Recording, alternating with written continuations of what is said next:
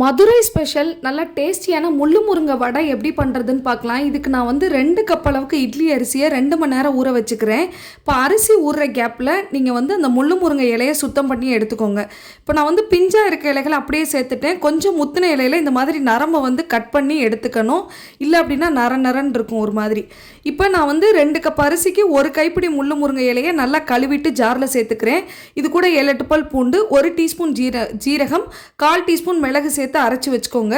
இப்போ அரிசி ஊறினதுக்கப்புறமா நல்லா கழுவிட்டு தண்ணியை வடிச்சிட்டு அதையும் சேர்த்து நல்லா அரைச்சி எடுத்துக்கோங்க. தண்ணி தெளித்து இந்த பக்குவத்தில் அரைச்சி எடுத்துக்கணும். இப்போ இதை குட்டி குட்டி உருண்டை பிடிச்சி நல்லா வந்து கொஞ்சம் திடமாக வந்து தட்டி வச்சுக்கோங்க. ரொம்ப கனமாகவும் இருக்கக்கூடாது, ரொம்ப லேசாகவும் இருக்கக்கூடாது. இப்போ எண்ணெயை சூடு பண்ணிவிட்டு இந்த தட்டி வச்சுருந்த வடையை இதில் சேர்த்து 2 பக்கமும் நல்லா செவக்க விட்டு எடுத்திங்க அப்படின்னா முள்ளு முருங்கை வடை ரெடி. மேலே இந்த பொடியை தூவி சாப்பிட்டிங்கன்னா அவ்வளோ டேஸ்ட்டாக இருக்கும். இப்போ இந்த பொடி எப்படி பண்ணுறதுன்னு பார்க்கலாம்.